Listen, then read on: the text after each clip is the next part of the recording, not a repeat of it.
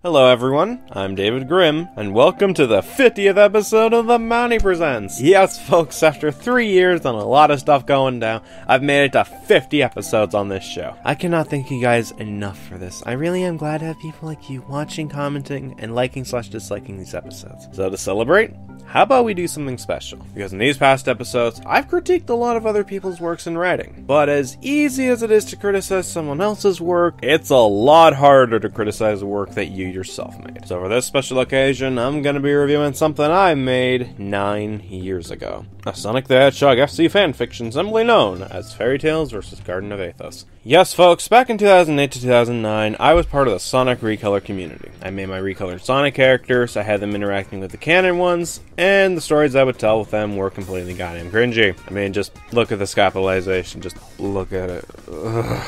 Anyways, a little backstory. Garden of Athos was, from what I can recall, a sequel to my first Sonic OC story, The Fusion Chronicles. And yes, that was seriously the name of my main fan character, Fusion the Fox.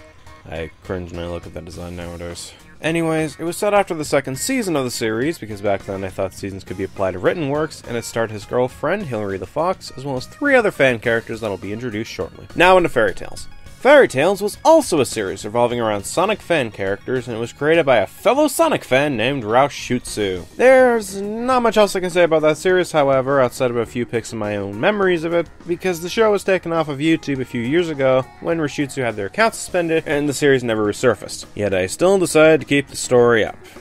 I don't get it either. Alright, I've taken up enough time. Let's just start reading this thing. Halloween Special. Well, given the current status of these 2 series, I could see why this was released around Halloween. Our story begins with Fusion the Fox, an 18-year-old fire fox, and his friends Hilary the Fox, an 18-year-old air fox, Posius the Roxui, a poison rock lizard, Ambiro the Sparrow, a magma sparrow, and Shrowan the desert cat. Poison rock lizard, magma sparrow, desert cat, really? These sound more like rejected Pokemon concepts than Sonic characters. Oh, and for the sake of making it easier on the eyes, I'm gonna fix up the capitalization errors. Because seriously, putting a capital in the first letter of every word is stupider than calling your character a Roxui. What the fuck is a Roxui? Walking through a forest on Athos looking for way back to Hilary's place, when suddenly a creature with white shoes, grey pants, a black shirt, red hair appeared, and asked where they were going. FYI, this is Lament the Steward, Raushutsu's character. The hell's a steward?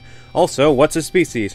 I know DeviantArt had the journal option back in 2009. Was it really hard to link a reference pic to a character from someone else's series? Because, spoiler alert, not everyone knows what the hell this character even is. Luckily, Raushutsu herself does still have artwork of the Fairy Tale series on DeviantArt, so I'll be using her images when Raushutsu's characters are introduced. So, yeah, there's credit, I think. But yeah, this is Lament, and honestly, his design's fine. Certainly looks more unique than the 2 Tails recolors I made. Fusion. Oh, we're just walking somewhere. Oh, well, if you want out of this forest, then you should go through here, summons the portal.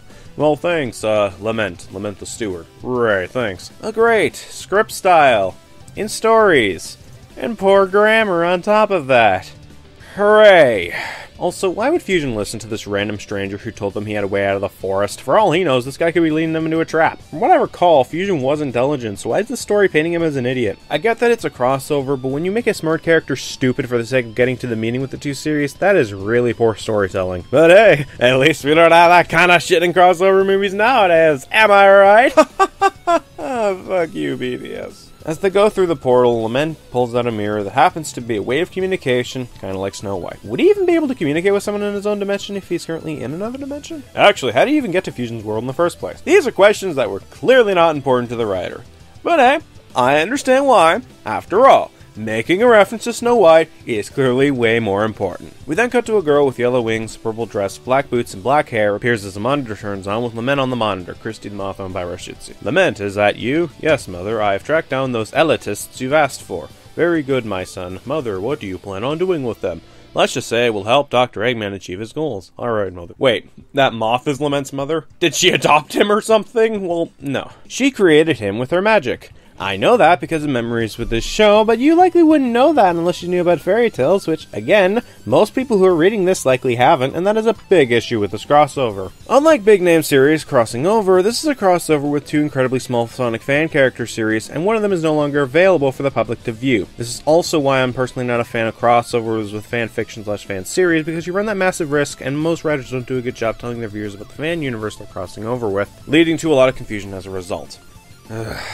But I digress. let's keep going. As the screen turns off, we meet up with Fair Song and the gang in Fair Song's garden. Fair Song is busy sucking on some nectar, Tobias is lighting a fire, Gracelyn is washing her hands, and Maynard is fighting some robots when all of a sudden, Fusion and the gang show up in Fair Song's garden. They're wondering what they're doing in a place like this. While this is going on, Fair Song, Tobias, Gracelyn stop what they're doing and begin to talk. So was Lament in Fair Song's garden earlier? If so, why didn't anyone spot him? He had to get to Fusion's world through some means, right? So why didn't they notice him trying to open up a portal? Or were they just too busy to even notice an enemy of theirs nearby? Friggin' hell. Also, lighting the fire. Is Tobias a redneck or something? Does y'all spit tobacco into a jar and wrestle up some doggies? Oh, and I guess this was set before Fair Song's group met Nicholas the Panther, because he's not in this story. Then again, neither is Gray's, Lament's brother. But yeah, as for the designs of Fair Song's group, they're okay. I think there are way too many feathers on their heads, especially for characters like Fair Song and Maynard, but the color schemes are fine, and the design itself is solid. Now that the two have met, what will they do? Who art thou? My name is Fuss. He was about to finish when all of a sudden a severe thunderstorm struck Fair Song's garden, revealing to be Maynard the Sprite. Fight each other! Because sure, why not? Also, Maynard was already shown in Fair Song's garden earlier, so why does this scene come off as an introduction to his character exactly? Still though, having an introduction involving a thunderstorm? That would be pretty kick-ass, I'm not gonna lie. How do we know if these scumbags aren't serving those pathetic humans that were the main reason we went into hiding? Posius, what the fuck did you call us? Yes, Maynard, these guys who entered your friend's garden through a portal and have no clue where they are clearly working together with humans. Well, step aside, Mousetail's prower. Maynard the Sprite here is clearly more of a genius than you. Scumbags, shoot them! Posius slashes him with his poison claws and Maynard summons a hurricane on him, but he'll reabsorbs it being a master of air, and then the fight begins. Yes, guys, Maynard can just casually throw down hurricanes and not have it affect anyone else, just the rejected fake him on him. Oh, and even better, Hillary can just absorb a hurricane. Like, don't worry, I can just absorb this natural disaster into myself without taking any damage. It's as easy as breathing! So Posius and Maynard are gonna fight. Okay, let's get right into it. Round 1, Sharon versus Gracelyn, excuse me. Why are the Desert Cat and Blue Duck Girl fighting?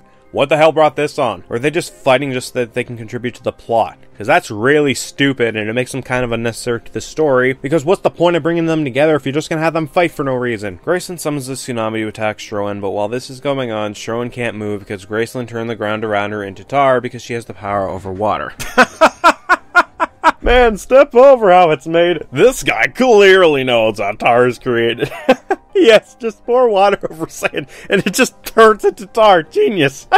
Sharon is trying to break free. She notices that the tsunami contains sand. I'd like to point out to you guys that this fight scene is in a garden, where there's usually no sand to be found. So, where would Sharon get sand to use in this fight? Oh, and better yet, how would Gracelyn's tsunami even have sand in the first place? Besides, would it be a tar tsunami given the logic in this shit? Sure, they both lose 1 to round 2. Mbira versus Maynard. Wait, hold up. Mbira versus Maynard. What the hell did Mbira do to him exactly? It was Roxius that attacked Maynard. Why aren't they fighting? What, did Mbira give Maynard a funny look or something? What the hell brought this on? Whatever, the two fight for a bit. Maynard wastes his energy by going from his main form to whatever calls a ball of energy, and then back again, and then tire each other out. Yeah, a good majority of the second half is just them fighting, so there's not much I can really talk about. The exceptional logical failings is shown with round 1 or them just wasting energy, so let's just cut to the end of this. After all the fights are over, and they tell each other their names and realize Lament has tricked them, then Lament appears and is defeated easily by the new team-up. So you waste our time with 4 fights against people who didn't have much interaction with the other to begin with, but you won't even bother giving us a fight between them and the guy that sent Fusion's group to this place to begin with? What a freaking load. Also, that kind of undermines Lament as a threat if he can get his ass kicked by people who fell for a trap in the beginning of the story, doesn't it? Hell, not even Christy shows up to help, and making her appearance kind of worthless as well.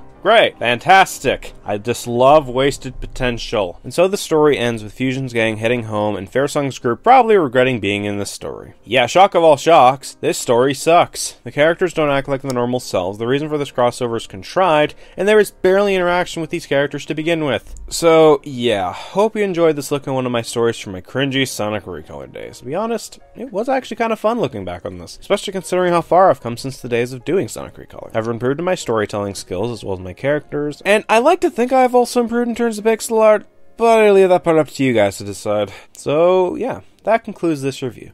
Thank you all for watching, and next time we meet, I found another anime listed by many as one of the worst out there. That title is Beauty and Warrior. See you then. Hey guys, thank you all for watching this video. Hope you enjoyed the 50th episode. On the left here, you can see a playlist of my previous episodes if you want to go check that out, as well as my previous review of Canon 2006. I also have a link to my channel if you want to check out more of my content, and a Patreon link if you're interested. But yeah, that's all I got. Welcome to 2018, and hope to see you next time.